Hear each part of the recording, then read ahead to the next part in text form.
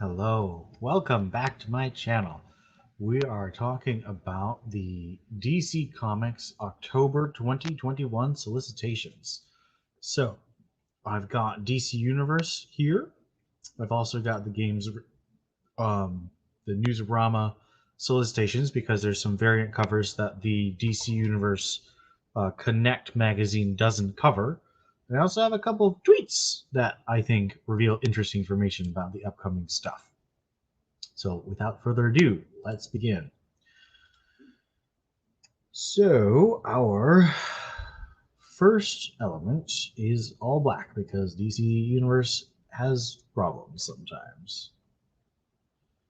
Why are you doing this, DC Universe? Okay.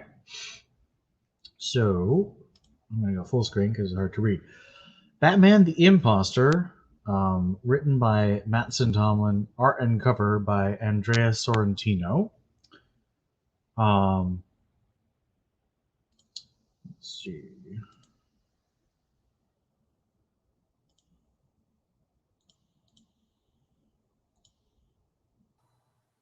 Okay. Sorry, I was changing my mic there. Again, this is Batman the Imposter, written by Mattson Tomlin, art by Andrea Sorrentino. The Mattson Tomlin is a director and screenwriter, and he says he's a big fan of the Christopher Nolan movies, and he thinks that he's going to write a really realistic Gotham. Now, I'm not a huge fan of Batman being realistic because I think that Batman is, in a lot of ways, a knight, sort of like a fantasy story. Not necessarily fantasy as in there's magic, although there's plenty of weird stuff like Mr. Freeze being frozen and still alive, and Killer Croc. Like, these are fantasy ideas. They try to make them somewhat realistic, but they're not really realistic. And I'm not super interested in trying to go more realistic than the Nolan films. I think the Nolan films were very good. I do like Andrea Sorrentino. We've got the bat silhouettes giving panels of flashback of Batman's origin.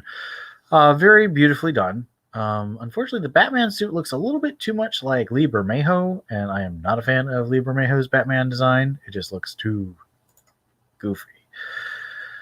Batman, number 114 and 115. These are part of Fear State. Batman is, again, doing double shipping for October. So that's going to be September, October, and November will all be double shipping. 6 issues, in and out. I like that in that it gives us a good momentum. It doesn't feel like the event is dragged out like the metal events. I did not like how long those went. This is, of course, a Batman crossover, so they're not going to try and dominate the entire year with the Batman crossover, although they sometimes did that with Scott Snyder. James Tynion did just release his newsletter saying that Batman sales doubled from when he started. So that means we're at least 160,000 copies of Batman sold regularly. I worry that a lot of these are speculation for new characters and what do you call them? Variant cover, which are unsustainable. But they're sustaining them for now. So we'll see if that's cannibalizing, but I do worry about that, even though I am enjoying the current run. I just wish that the sales were because of the quality and the enthusiasm of the run, not because of all the hype or collector mania, which is fine. Like, collectors are a vital part of the market, and I don't want to denigrate them, but I do think that speculation is a real problem because it dies. And you can't build an industry on something that dies. Batman number 114 has the thankfully, it looks like Jorge Jimenez is doing the art, even though it's double shipping. So I really hope that he is able to do that. I've loved his art for all of the Batman, and of course the Superman too, for Smallville Super season 11. The backup for 114 concludes the Clown Hunter story, which is kind of cool. It's by Brandon Thomas, arts by Jason Howard. I don't really know Jason Howard, but I do love Brandon Thomas's writing, so that's exciting. The backup for Batman 115 is I'm guessing it's probably a one-shot, but it could be another three-shot. It could be the second half of Joker. Fear State. I get Joker War and Fear State confused because they've got the same artist, same writer, and um, um, sort of a similar feeling. But I'm hoping that Fear State is a little bit better because I thought Joker War ended pretty weakly. But the backup is Batgirls, written by Becky Cloonan and Michael Conrad, who are currently the Wonder Woman team. I am liking what they're doing with Wonder Woman, even though I don't like the fact that they're stuck in another universe. Backup pencils and inks by Jorge Corona, who I'm very excited about because he is one of the really energetic pencilers. He does really great cartoon style and pretty decent action. Sometimes it gets a little too wacky and he can't quite communicate. I thought that his story with Brendan Thomas on the Green Arrow 80th anniversary was a little too chaotic. It didn't quite communicate. Maybe that's a rereading issue. I don't know if you should have to reread for me to say something's clear. I do think that rereading is valuable, but saying that you have to reread something for it to be clear, I think that maybe the visual language wasn't quite as strong as it could have been. But Becky Cloonan and Michael Conrad, best team yet I've seen for this concept of Batgirls. We started with Vita Ayala in Future State. I thought that was very terribly done. Then we had Cecil Castellucci playing with the idea, both in her backup for Batgirl number 50 and in the Oracle story in Urban Legends, I think number 2. That was not good. The voices were very weak, and it didn't do anything for the characters. It wasn't as bad as it could have been, considering how badly she handled Babs in her run, but it wasn't good either. And recently we had Urban Legends number 5 featuring Batgirls, written by Marguerite Bennett. And unfortunately, if you want to check out how truly irate I was, check out the Batman Universe Comic Podcast, most recent episode as of today, the 16th of July, 2021. And I had an extended rant about how bad I thought that was. So Becky Cloonan has done a lot of stuff I've liked, like Gotham Academy, and Michael Conrad is a good partner for her on Wonder Woman. So I'm very excited to see that. I kind of wish she was drawing it, though. She's a great artist. I think she would do great with that. She helped co-create Harper Row. Arkham City, The Order of the World. And again, we're having to deal with DC Universe's blackouts. This looks like it's trying to play into the Arkham Asylum graphic novel. You've got a similar sort of color palette and somewhat abstract, but not nearly as abstract as Dave McKean's art style in Arkham Asylum by Grant Morrison and Dave McKean. This is written by Dan Waters, illustrated by Danny. The cover is done by the Sam Wolf Company, so that isn't representative of what the inside is going to look like. So that'll be interesting. This is a 6-issue miniseries. It follows up after A-Day. Now, the interesting thing is a lot of these stories right now during Fear State are following up after A-Day. But it's been almost 6 months, and it will have been 7 months by the time these stories come out. And there's another one I'm specifically thinking of. So it's interesting that they're following up on A-Day so long after. It feels like they didn't quite have enough confidence that everything would sell, and maybe they were impressed with how Infinite Frontier was selling, and so they're really building off that concept where they felt like maybe they'd have to try something new. I don't know how I feel about that. I like the idea. I wish that we'd gotten more answers like this, more stories like this before. That being said, this is going to star Azrael as our hero who wants to recapture the Arkham escapees. I think that's really cool because I love Azrael, and we're going to have a setup for Azrael in the Urban Legends book, so hopefully that'll be good. It's also written by Dan Waters, who's writing the series, so that's a good kind of synergy. That's what you should do with an anthology, is lead into books like Arkham City. I think it's interesting that they called it Arkham City after there was a game called Arkham City. So Batman Secret Files Peacekeeper 01. Now this is, of course, the villain, or I would say the what do they call them? The knight, or the right hand. Like, they're the enforcer for the main bad guy.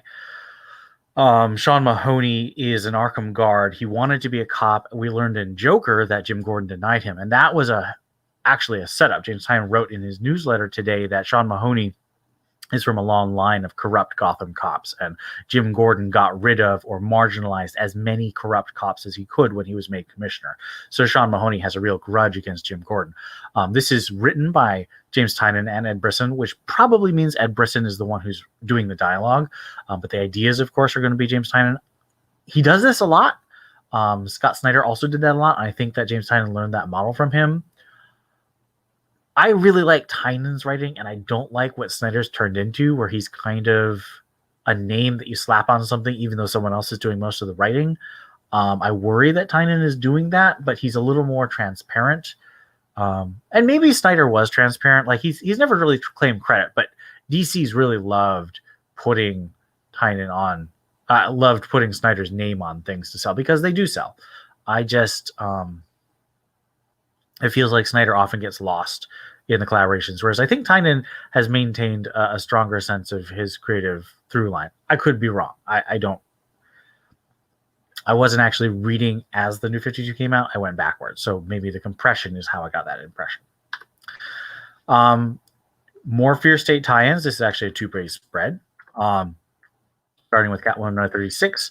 This is going to be Gotham City Sirens. And I wonder if that means that Harley Quinn, we know that Catwoman is also going to be Harley Quinn.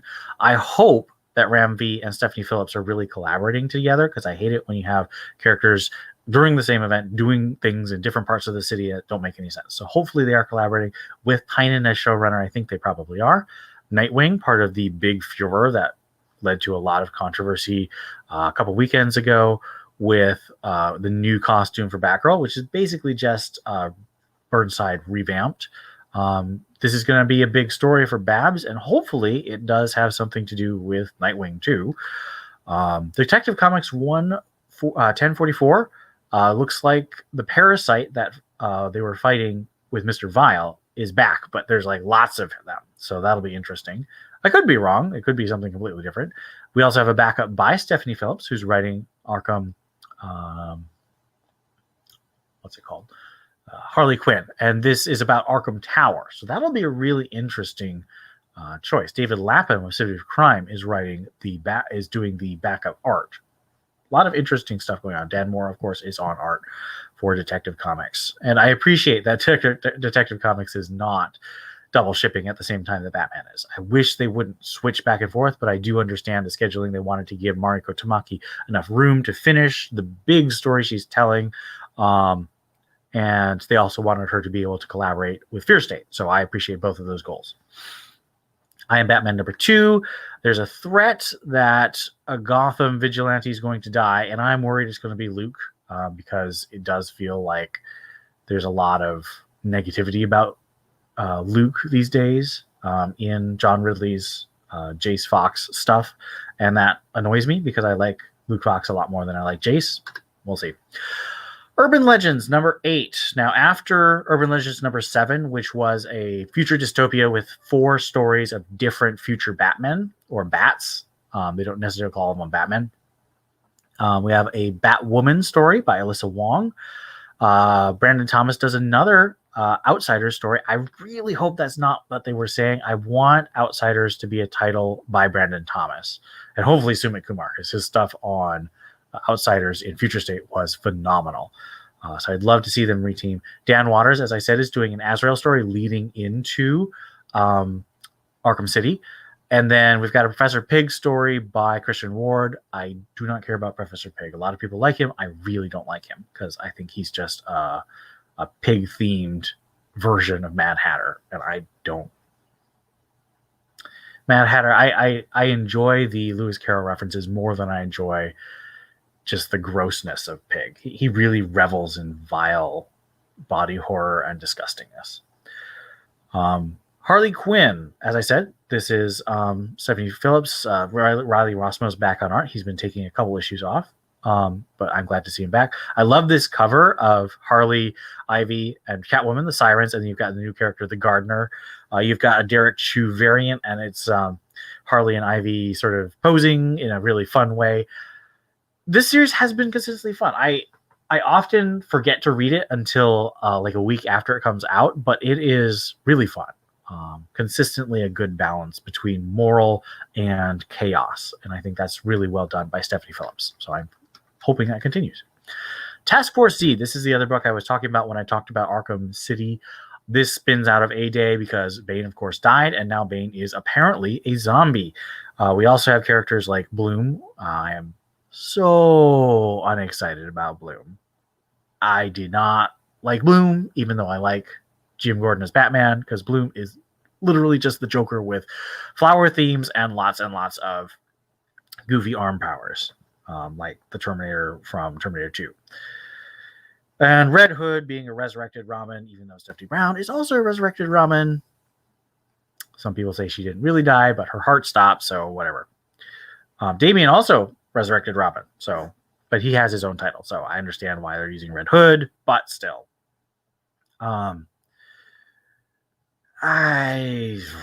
It's an interesting idea, but I think it's Matt Rosenberg. I just really didn't enjoy a lot of the stuff Matt Rosenberg's been doing in the last year. I hope that I enjoy things like this, but I worry. Some designs, those are cool. Batman Fortnite. This is adding Scott Snyder to the mix. I think that's probably because the freaking Batman Who Laughs was at the end of Batman Fortnite number 6. I am not happy about that at all. But Scott Snyder sells. Batman Who Laughs is apparently selling because it's Joker and Batman together, even though it's really just Joker. At least the way Snyder writes it. Batman Long Halloween Special. I've talked about this on the podcast. It is very cool to see Tim Sale coming back. You got some of his interior art, which looks gorgeous as usual. I'll be interested to see where in the timeline this comes from. If it's like between Long Halloween and Dark Victory, or if it's after Dark Victory. We'll see. Cliff Chiang writes and draws Catwoman Lonely City. I think this will be really cool. I'm a little worried because it's very alternate universe. It's 10 years in the future from where we are now. Batwoman is dead, so Catwoman is fighting Two-Face, who is the mayor, and has Bat Cops. So really interesting ideas, very exciting art. James Tynion and Matt Rosenberg and Otto Schmidt, which is exciting. I do love the Otto Schmidt connection, are now doing a deceased vampires version. So instead of, James Tynion also talked about this in his newsletter. He said that instead of starting with the zombie apocalypse, the vampires are going to slowly take over. So this cover is misleading.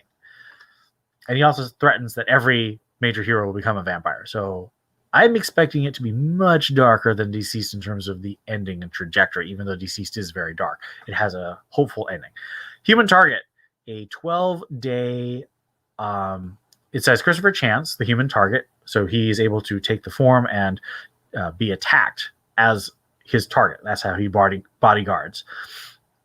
It says Christopher Chance has 12 days to solve his own murder.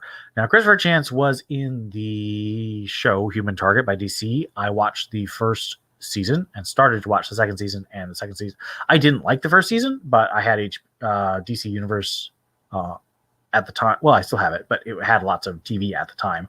And it was watchable. Second season was not watchable. It was really bad. So hopefully this will be better than both. Greg Smallwood is doing art, and that is fantastic. This cover is great. This one's going to be really fun. Deep Target, starring Aquaman and Green Arrow. So the Deep, of course, is Aquaman, and Target is Green Arrow. And you have the logo is really cool. Brandon Thomas, as I've mentioned before, big fan of him right now. Ronan Cliquet, who also, the cover is done by Marco Santucci.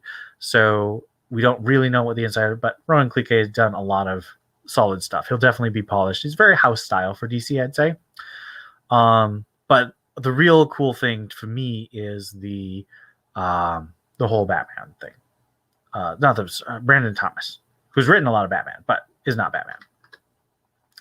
Batman: The Audio Adventures. So I found out about this because of this comic. It is about the Audio Adventures, which is a comedy podcast with Batman becoming a cop, and it's written by some of the actors. I wish they would do it by some of the writers of the podcast. This is a 80-page one-shot, $10. So it's a good deal in terms of how much money you're paying versus how many pages. I have no idea if these are going to be any good because it's not normal writers doing it. It's actors. Artists will be good, though. You've got Junie Ba, who did the recent Truth and Justice one-shot, which was great, starring Damian Wayne and the Bat Family. Leonardo Romero, who did a great job on West Coast Adventures with Kelly Thompson, and more, it says. But the podcast looks weird. I'm concerned. Because it feels like that show with Vanessa Hudgens and Alan Tudyk they did about a company run by Bruce Wayne's cousin. And it was just a little too lazily written in terms of the jokes. It wasn't very thoughtful. Wonder Woman 80th anniversary, 100-page, super spectacular. This is, of course, Wonder Woman's 80th anniversary. They've got that great logo they're playing with, and I'm very excited to see which of these covers I'm going to get. I'm definitely going to, they've got Becky Cloonan and Michael Conrad, current writers, Jordi Belair, Mark Waid, Tom King, which is really good to see because it means they're putting really what they consider A-list talent on this. Steve Orlando, G. Willow Wilson, Amy Reeder, and more. And, of course, lots of great artists.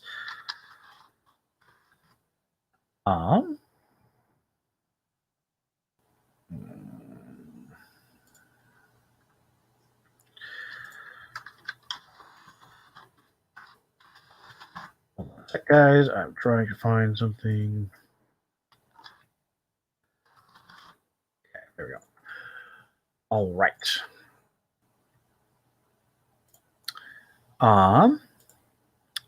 Oh, I love this Jen Bartel cover. This Jen Bartel cover might be the one that I'm going to get because it's got, the twirling and the lasso and all the different 5 different costumes. Not really a fan of that Bruce Timm one, or unfortunately the Cliff Chang one, because it's very much, the Brian Azzarello one, which I think is one of the most destructive runs. And it's not entirely Azzarello's fault, but I think it is largely his fault. Cliff Chang is one of the best things about it. He does a really great job on the art. And a lot of people do love it, but I can't stand it, unfortunately. Wonder Woman Historia. This book has been, I want to say, 4 years in the making. It was announced. We saw pieces from it 4 years ago, and we've been seeing pieces.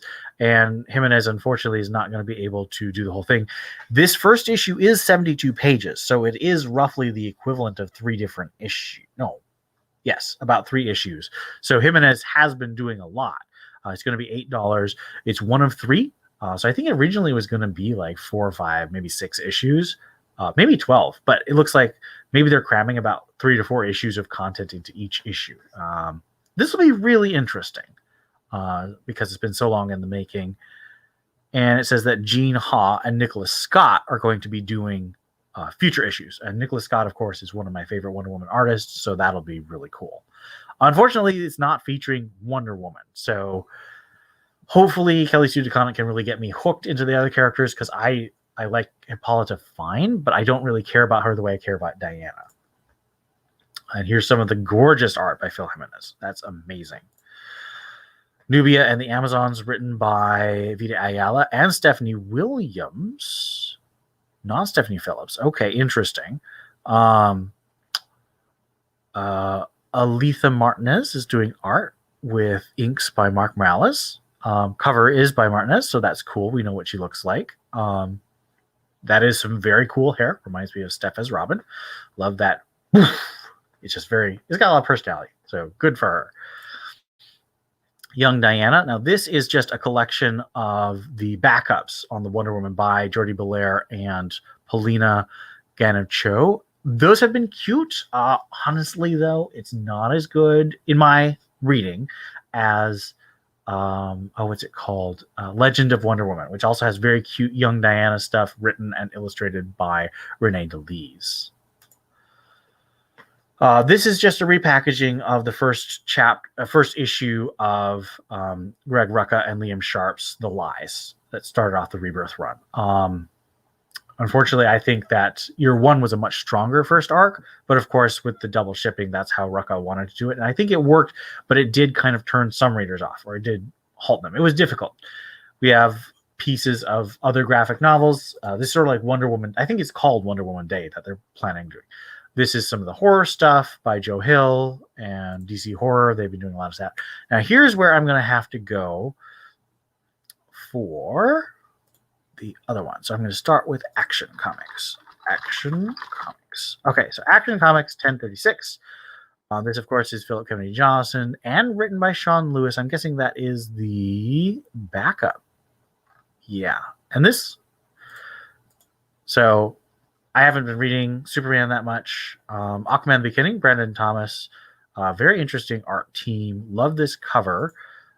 Still just not a huge fan of the idea of losing Arthur as Aquaman. But hopefully this will be good. Batman 89, number 3. This main cover is by Joe Quinones, who's doing the interior art. I still don't care about this, but I might have to buy it because this is the Lee Weeks cover, variant cover for number 3, and it is truly magnificent. I mean, look at that. I'm going to full screen it. That is jaw-dropping. Like, you can see it's the Tim Burton suit because of the black and the yellow, and also the jaw that he's doing. It's so beautiful. That cover is amazing by Lee Weeks. And of course, it has Harvey Dent. And we'll see how that goes. Batman versus Bigby, A Wolf in Gotham, number 2. This continues a 6-issue miniseries by Bill Willingham, art by Brian Little, and apparently Jay Leiston, who I'm guessing is probably the inker. Main cover by Yannick Paquette, and it shows Bigby transforming into his wolf form on top of the the dinosaur in the Bat Cave. I have no idea if that's actually going to happen, but it's kind of funny. Batman Reptilian continues. Still don't really care. Franco Francavilla cover is pretty cool. Main cover isn't my favorite. Liam Sharp, I'm curious. This is, I guess he'll be almost, I guess he has to be done with this. And I'm curious because of what we're going to find out later. Batman Adventure continues. This cover is Juni Ba. And let's see, don't have a main cover. So this is just the variant. This, of course, is the continuation of the animated series spin-off comics. So they did a bunch of those back when the animated series was actually coming out, and now they're doing some more, even though the animated series is not coming out. Batman Catwoman number 8. Now here's our cover by Clay Mann. However, and here's another cover by Travis Charest. And I think we saw the Jim Lee cover recently, which was a sort of a portrait of Batman Catwoman with their costumes, but their masks off. Here's the interesting thing. So Liam Sharp says, looks like the news is out. I'm doing 7, 8, and 9 of Batman Catwoman, pencils, inks, and colors. That's kind of ridiculous. I kind of wish that Tomu More was doing the colors because I like consistency, but Liam Sharp does a wonderful job when he does all 3. And I'm amazed that he's going to be able to do that. That's probably why we've had these delays, because Liam Sharp had to get on. He had to finish Reptilian, and then he had to get on to Batman Catwoman. And probably Tom King had to tweak the script because he likes to write for artists. But that's really cool. So interestingly, Liam Sharp says he's not trying to imitate Clay. He's trying to just do a different thing that still fits in that universe. And he is really excited. He loves the idea of working with Tom King. So this is cool. I don't know why, but anyway. So that's really cool. And Tom King gave us a little more information. Clay Mann is going to come back on issue 10. So I'm assuming, I hope, this means that he'll be on for the last issues, 10, 11, and 12. Liam Sharp is a great artist, so I think this will be really cool, even though I am disappointed. But given that we had so many serious slips of the schedule, and I don't know what they're going to do about that special that was supposed to be drawn by John Paul Leon, who tragically died recently at a very young age. Maybe they'll get Lee Weeks back on that, because he was originally supposed to do that. So we'll see if that happens. And so I think that is good. I really hope that means the series will go back to monthly, and we can collect it, because I would really like to read the whole thing. I'm really enjoying it, but I think it will read better collected altogether. All right. Back to, sorry, those is Black Manta. This is by Chuck Brown, artist Valentine Delandro. I'm not really into Black Manta. I'm not really into villain books unless they're by Christopher Priest. So if Christopher Reese was writing Black Manta, I'd be buying that like tomorrow, but I don't know enough about Chuck Brown. Maybe he'll be another Priest. But Blue and Gold, number 4. this is interesting because it says the artists are Ryan Sook, Dan Jurgens, and Kevin Maguire. So these are all, of course, Ryan Sook is the main artist, but he has been known to have a lot of deadline problems. And this is an 8-issue series. If it were 6 issues, I would be surprised if he couldn't do that. But Dan Jurgens, of course, is a great artist in his own right, as well as a strong writer. Kevin Maguire, of course, has a lot of collaboration with Jurgens and on the blue and gold characters of Booster and Beetle. So that will be fun. Although I'm not super happy, again, about artist switches. But if you have to have artist switches, Dan Jurgens and Kevin Maguire are great switch-ins, you know? Channel of the Super Sons continues. Simone DeMeo provides the final cover, as well as the covers that they've been doing. I read this digitally. I unfortunately didn't enjoy it that much, but I didn't enjoy Super Sons in the first place. So it's just not a series for me. Checkmate. I am confused about this. I thought it was a 6-issue miniseries, but it's being listed as a ongoing, and I'm still just really mad that we didn't get the Manhunter series because I really wanted that Manhunter series. Crush and Lobo. I unfortunately don't care about Lobo. Horror again. Deathstroke Inc. number 2. So this is kind of a chaotic cover by Coward Porter, which is one of the reasons I might not be reading this book, because I just don't like reading him because he's so chaotic and it's very difficult for me to see what the important thing about the art is on the page. This backup by variant cover by Francisco Mattina, featuring, of course, Black Canary. Very excited that Black Canary is going to be a big part of this, although I'm confused about why they're doing that. I guess they won't. I don't know. Maybe that pitch for Deep Target was really good, and that's why they're willing to tie up 2 solo characters in a miniseries, and maybe it'll spin out into 2 ongoings, but it seems weird. That being said, Deep Target does look really cool. Future State Gotham number 6. We have our variant cover by Rose Besh, who also did the awesome variant cover with Steph on issue 3 that came out this week. And that was Cass. And Simone DeMeo doing the main Red Hood cover. This has been a fun series. Green Lantern, we got Sinestro, continuing to be Jeffrey Thorne.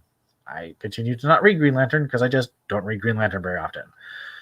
Hardware, the milestone stuff, I am not reading because I don't connect, and I have to keep up with Batman stuff. So if I want to try other stuff, it has to be stuff that I'm really interested in, because I am required to keep up with Batman stuff for the Batman Universe Comic Podcast. And I like doing that, but it means there's a lot of stuff I should read.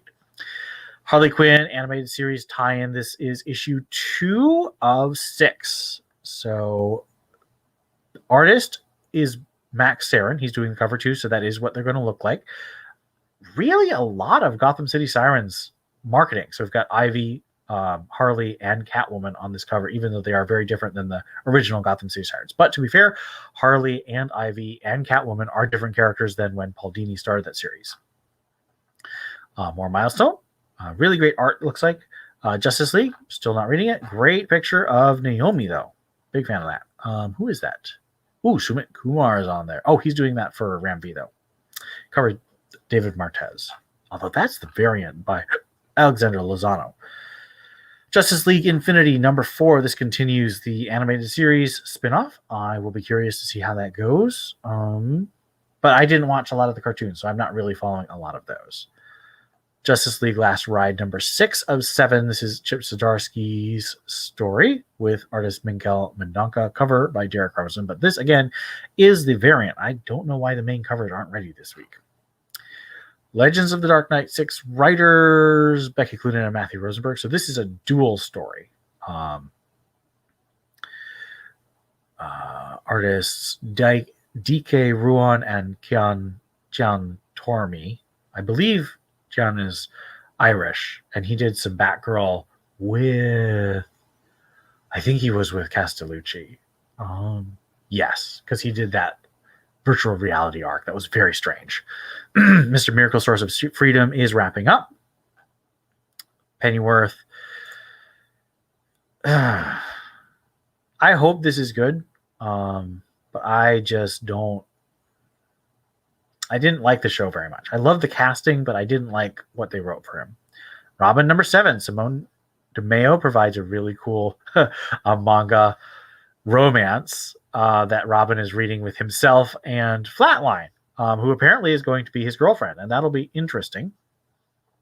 This is still, I think Josh Williamson has said that issue 8 is where we end the Island tournament storyline. So this is the second to last, hopefully, story in the tournament.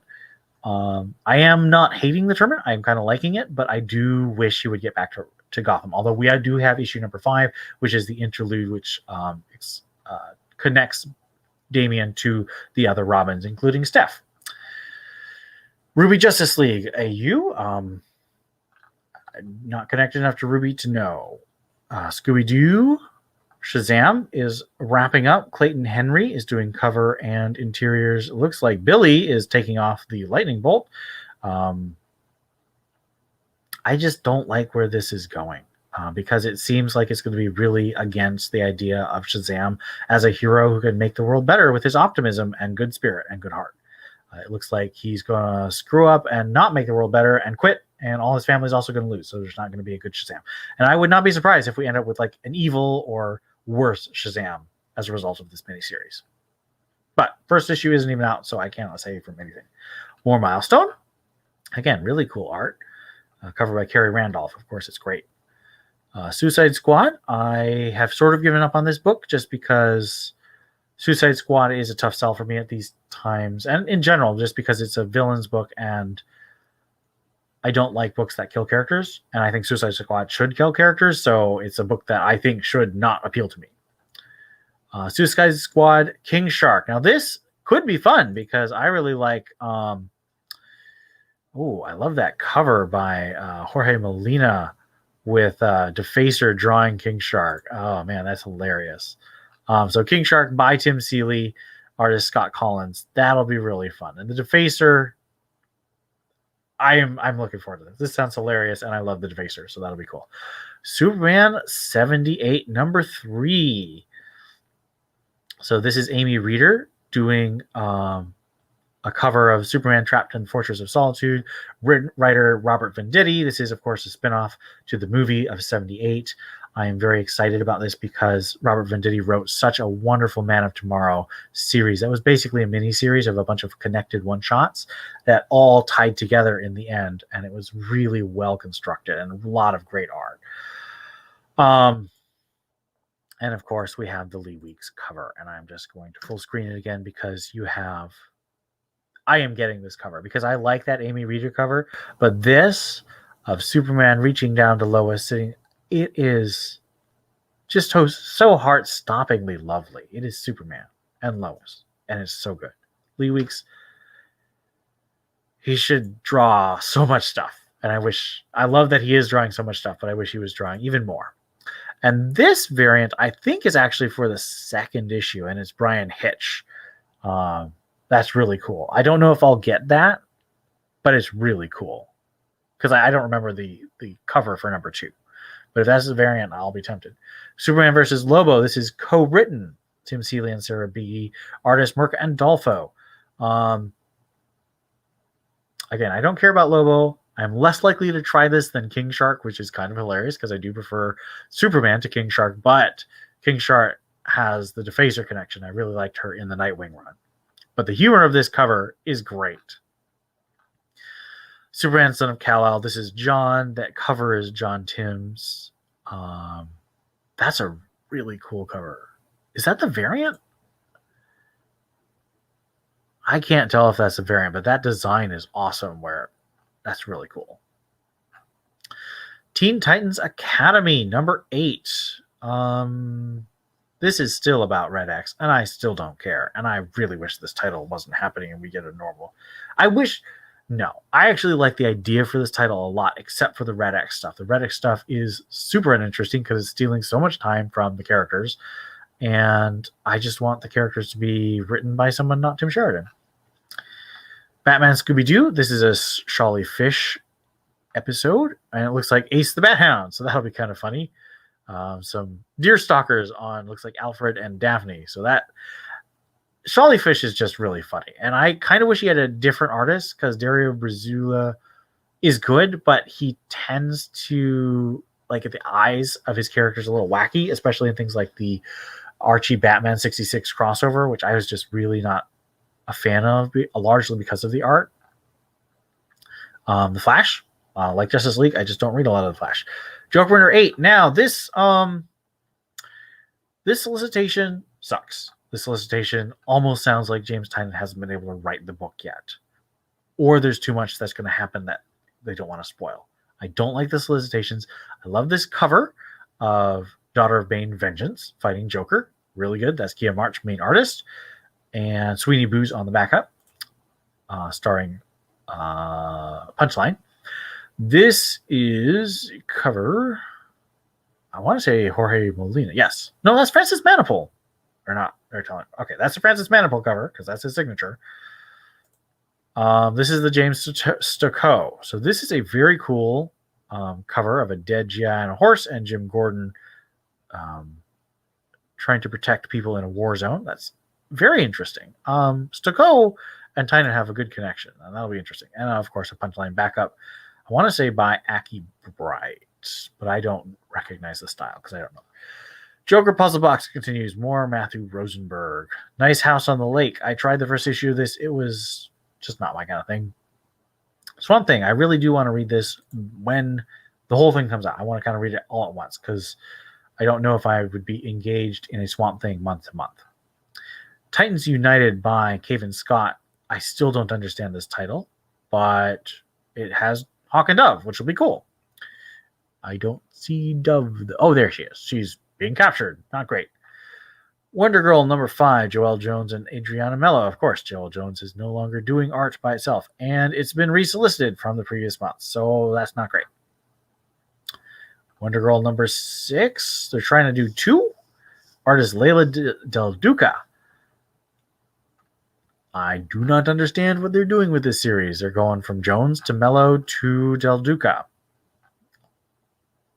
I don't mind a filler artist. I do mind when you just switch every issue. Wonder Woman 780. Very excited about this. Wonder Woman is going to be back. It is a bit oversized. And it says it paves the way. She is back to Earth. And there's a great cover by Travis Moore featuring Steve and Diana. I think this is actually the variant by Becky Cloonan, which is gorgeous. The art on Wonder Woman under Cloonan, Conrad, and Travis Moore has been fantastic. And I'm hoping that this book gets sort of on track where I'll be really excited about following it week to week instead of I'm kind of following it from a distance right now. Wonder Woman Black and Gold. Writers Kurt Busiek, Sonia Anwar, Sherry Smith, Trung Le Nguyen, and another one. Kurt Busiek is the biggest name there. I'm still not sure why they're not putting more A-list people on this book. Feels like they should have a Scott Snyder story, a Tom King story, maybe even a Jeff Johns story, although he hasn't contributed to Black and White or the red and blue color things. I also think they should have done these sequentially instead of trying to run them all at the same time. I think that was a real mistake and cannibalized his sales. Trade paperbacks, Batman Dark Knight Detective. This was very exciting because we're only 1 or 2 issues away, 1 or 2 trade paperbacks of Dark Knight Detective to getting to Stephanie Brown. Her introduction in Detective Comics 647 to 649. This cover is just amazing. That color and the diagonal of it is just so good looking. Long Halloween, of course. Dark Victory, both of them deluxe. I can't tell if that's one whole thing or if it's, I think it's actually the whole thing.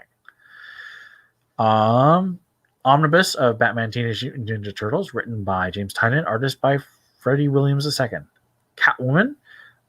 This is the, it does not say. I think this is the second trade of Catwoman by Ram V, called Valley of the Shadow of Death. Probably includes that the stuff about Father Valley. We have The Enemy Delusion, this romance. I do kind of hope that we find a way for our 2 young Kryptonian heroes to survive the destruction of Krypton. I like that first volume. Endless Winter, the crossover event.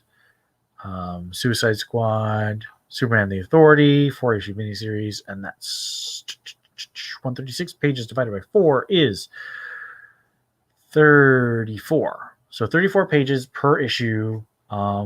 Interesting.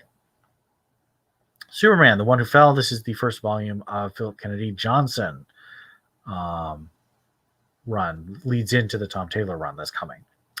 Superman Batman Omnibus. That's very wacky. Now, this is kind of fun. Teen Titans Go DC Superhero Girls. Exchange students. I love the way they're mixing the animation styles. Written by Amy Wolfram, who wrote the controversial Stephanie Brown one-shot in the Robin 80th Anniversary Special. Art by Agnes Garboska.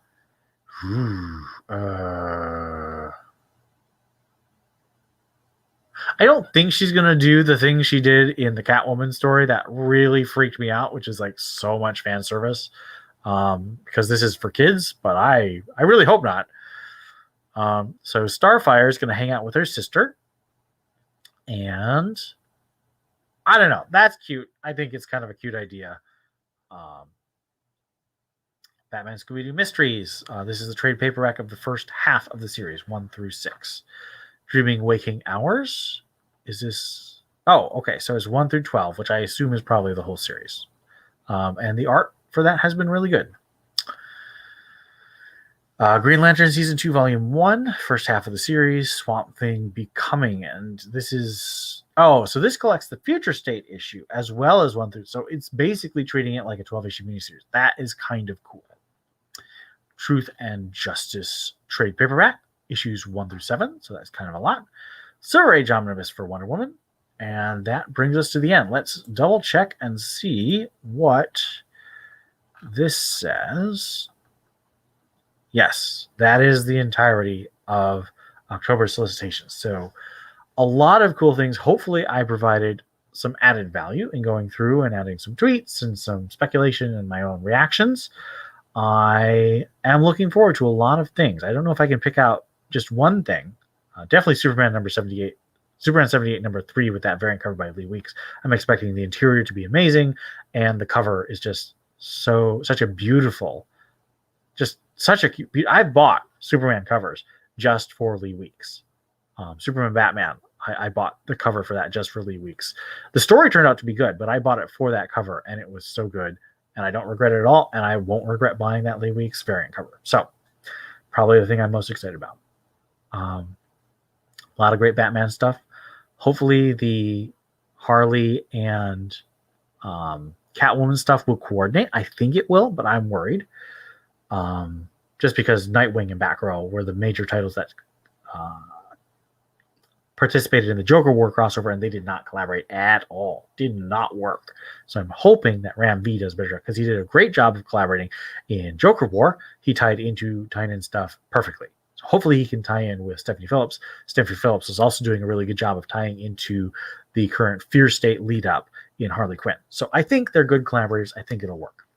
That's what I'm excited about. Let me know in the comments what you are excited about.